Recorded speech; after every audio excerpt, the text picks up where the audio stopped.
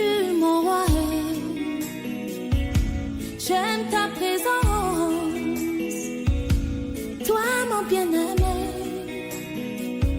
Prends-moi dans tes bras d'amour, Jésus. Serre-moi comme ton cœur.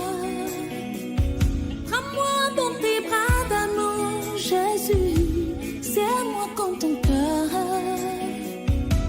J'aime ta présence.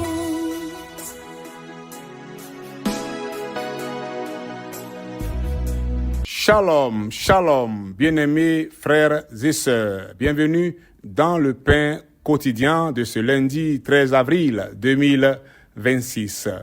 Ma prière est que the amazing grace, la grande grâce, la grâce qui étonne, la grâce qui va au-delà de vos attentes, puisse vous localiser au nom de Jésus-Christ de Nazareth. Je suis le pasteur Canon. C'est encore un honneur d'entamer cette nouvelle semaine avec un nouveau thème, activer le miracle de la grâce. Ce mois, nous parlons autour du thème Amazing Grace et le thème de ce jour est fin de sa présence, fin de sa présence. Le texte qui nous est soumis est tiré du livre de Matthieu, chapitre 15 au verset 32 que nous lisons avec révérence.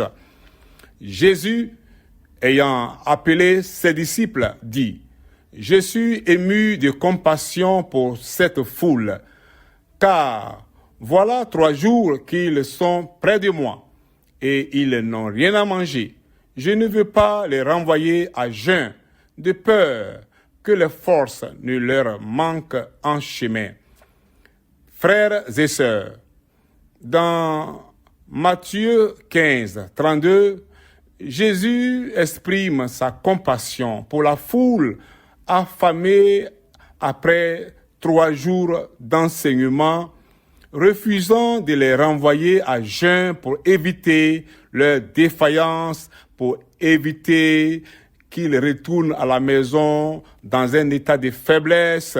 Vous voyez, cette foule est composée de boiteux, d'aveugles, de muets, des estropiés et beaucoup de malades qui sont venus avec leurs parents, avec leurs mamans, avec leurs frères, leurs cousines, etc.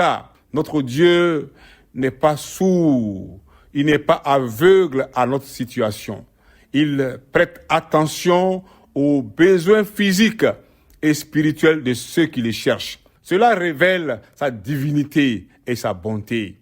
Bien-aimés, ce qui est plus frappant, c'est la persévérance de la foule. Des gens qui sont aveugles, estropiés, des sourds, des paralytiques, des gens même qui sont dans un état très pitoyable, qui agonisent. Ces personnes ont décidé de laisser de côté la nourriture, les besoins humains, les besoins biologiques. Ces personnes ont laissé ces besoins-là de côté parce que elles ont priorisé la parole de Dieu. Elles ont priorisé la manne qui vient du ciel. Elles ont priorisé ce qui ne périt pas. Elles ont passé 3 jours à écouter exclusivement la parole de Dieu, à écouter le Seigneur Jésus leur donner des enseignements. Leur préoccupation, c'était le royaume des cieux et sa justice. Et le reste va venir après. Voilà leur compréhension des choses. Bien-aimés, la fin de la présence de Dieu, comme le thème de ce jour l'indique, fin de sa présence. La fin de la présence de Dieu est un désir profond et une soif spirituelle de la présence divine, essentielle à la croissance et à la transformation des chrétiens que nous sommes. La fin de la présence de Dieu se caractérise par une recherche persévérante, comme ces estropiés, ces aveugles, ces sourds, ces paralytiques. La fin de la présence de Dieu est le besoin d'être rempli du Saint-Esprit. La fin de la présence de Dieu est une soif de nouvelles révélations pour nourrir son âme, laissant de côté les sagesses humaines, laissant de côté les besoins biologiques, laissant de côté les besoins humains. Bien-aimés, Dans Amos 8 au verset 11, la Bible annonce un temps de famine de la parole de Dieu. Oui, la parole de Dieu a aussi une famine. C'est une faim spirituelle où les gens recherchent la vérité, où les gens cherchent à rencontrer Dieu. Une situation décrite comme un manque de nourriture spirituelle. Nous lisons Amos 8, verset 11. « Voici, les jours viennent, dit le Seigneur, l'Éternel, où j'enverrai la famine dans le pays, non pas la disette du pain et de la soif de l'eau, mais la faim et la soif d'entendre les paroles de l'Éternel. » Frères et sœurs, il y a une soif spirituelle, il y a une famine spirituelle. C'est ce que les malades, cette foule-là qui a passé 3 jours auprès du Seigneur Jésus-Christ a manifesté la faim spirituelle. Bien-aimés, la faim de la présence de Dieu est une nécessité vitale. Tout comme le corps a besoin de nourriture, l'esprit a besoin de la parole pour progresser spirituellement. Une absence de cette faim freine la croissance du chrétien. La faim de la présence de Dieu est une source de transformation. Oui, la lecture, la méditation de la parole de Dieu est avec un cœur assoiffé, ouvre le ciel. La faim et la soif de Dieu, nourris par la repentance, par le désir de rencontrer Dieu, permettent de vivre dans un ciel ouvert, attirant la présence et la grâce de Dieu. Vous avez vu comment le fait que les gens se sont préoccupés de la parole de Dieu, la présence de Dieu, malgré qu'ils avaient faim, malgré qu'ils sont très malades, ils se sont focalisés sur l'enseignement de Jésus.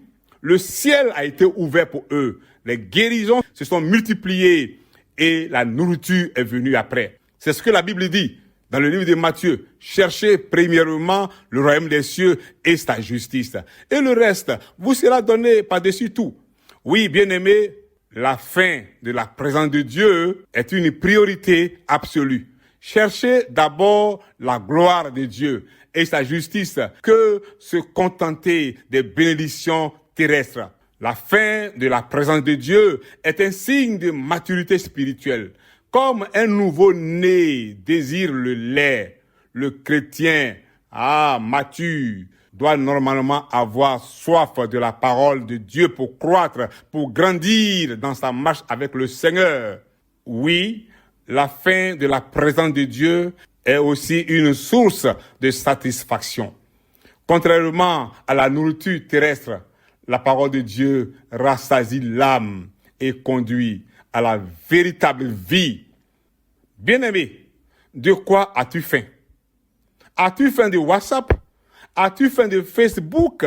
As-tu faim de YouTube, de TikTok, des réseaux sociaux, de la télévision? As-tu soif des critiques, des murmures, des bérets? De quoi as-tu soif?